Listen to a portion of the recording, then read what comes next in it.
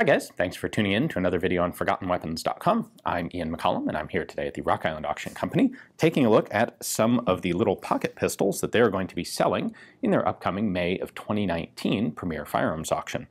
This is a Walther Model 3 and it is Walther's first endeavor in building a .32 caliber pocket pistol. So Walther was founded in the 1880s as a company making hunting rifles, and it wasn't until about 20 years later, a little more than 20 years later, that they decided to actually expand into pistols. And this was largely at the behest of Carl Walther's son, Fritz Walther, who saw the exploding popularity of guns like the FN model of 1900, the Browning model 1900, and thought that the Walther company was in a really good position to meet some of this growing demand for pocket pistols. So they first introduced their Model 1 in 1909 or 1910. It first shows up in catalogs in 1911, right around that period. And this was a 25 ACP, little tiny pocket pistol. They followed that with a Model 2 a couple years later that was a bit improved, and then circa 1913 or so, they introduced the Model 3. Now, this is still to this day a really quite small pistol. In fact, it's so small that you really can't see anything about it from back there. So let's go ahead and bring the camera in closer while we finish discussing the history of where this thing came from and where it went. As I was saying, the Model 3 is a very small pistol. In fact, it was just about the smallest .32 caliber pocket gun you could get at the time. So for comparison, here's the only one that's actually even a little bit smaller, and that is the Pieper Bayard. It actually looks bigger here, but if we overlay them, the Walther is actually just slightly larger. The Walther also holds one round more in the magazine, and the Walther is definitely a more comfortable gun to handle. Now it is, in addition to being slightly larger in profile, it is also just slightly wider. But this would have been the closest competition really for the Walther. The other sort of thing that it would have been competing against were guns like the FN 1910, which is really a size up. This is a compact pistol. This is a properly subcompact pistol. In fact, as .32s go, the Walther Model 3 is really, it's relatively small even by today's standards. You have to get something like, a Kel-Tec P32 to get smaller than this. It is a bit unorthodox in that it ejects out the left side of the gun instead of the right. No particular reason for that I've been able to discern, just kind of a quirk of the design. The Model 2 in 25 Auto did not do that. The Model 2 ejected out the right side, as is more conventional. Markings are pretty basic here. Selbstlad-Pistol, or self-loading pistol, caliber .765, Walther's patent.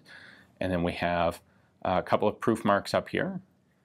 There are no markings on the right side of the slide, and down here we just have a serial number. Now this looks like a pretty high serial number, but all the Walther guns were marked at this point in the same serial range.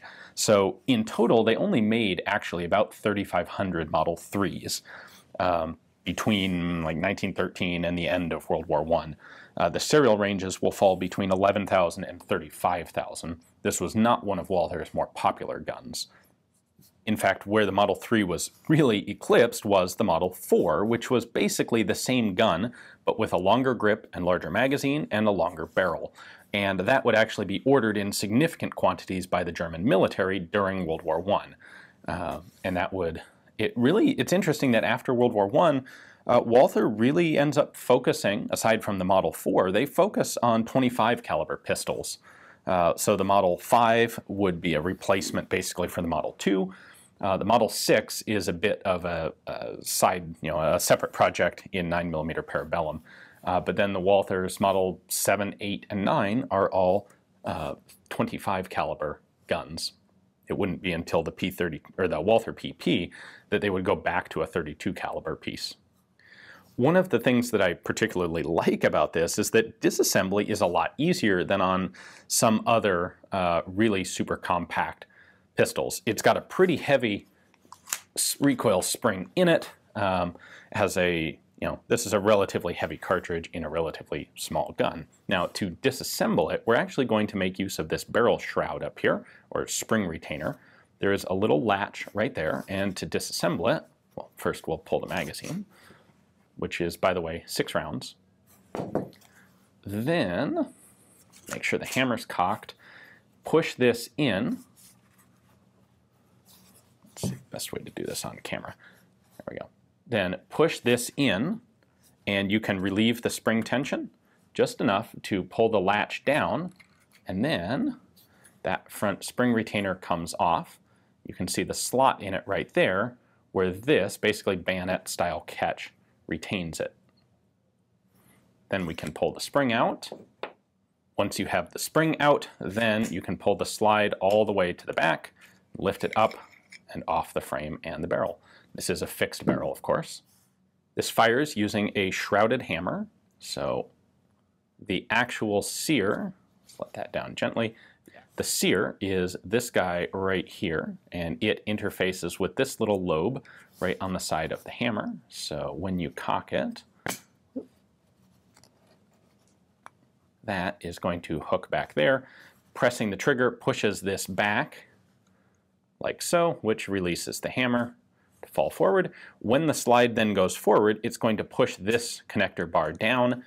That acts as a disconnector, resets this so that it will catch the hammer even if you continue to hold the trigger, thus making it a semi-automatic pistol. And then when you do release the trigger, this comes forward, springs back up, and it's ready to fire again. There is also a manual safety here that's simply going to block the trigger. Inside the slide here, we don't have a whole lot going on. Spring-loaded firing pin down in there, and then you can see that catch for the mainspring, or for the spring retainer, a little more clearly here. And you can see that the front edge of it is beveled, and that's really cool because it makes reinstallation of the gun, or reassembly, a lot easier. Because that spring catch is beveled on the front, it's nice and easy for me to get this reinstalled. All I have to do is line up the front sight with the little trough there and push it in until it clicks. And then it's snapped over the catch, and the gun is reassembled and ready to use. I do also want to point out one last thing, and that is the little tiny trough sights on this. Not particularly uncommon for a pocket pistol. This was not intended to be used at long range, not intended to be a target gun, and so those sorts of sights are pretty typical. One of these days I think it'd be really cool to do a video showing the whole Walther lineup from the Model 1 through the Model 9 all in one place at the same time, but a lot of those are fairly scarce pistols, so that may take some time to arrange. Until then, hopefully you enjoyed taking a look at this Model 3 in particular. If you'd like to add it to your own collection, it is, of course, coming up for sale here at Rock Island. Check out their catalog to see their pictures, their price estimate, their description, all that good stuff, and, of course, everything else they have coming up in the sale as well. Thanks for watching.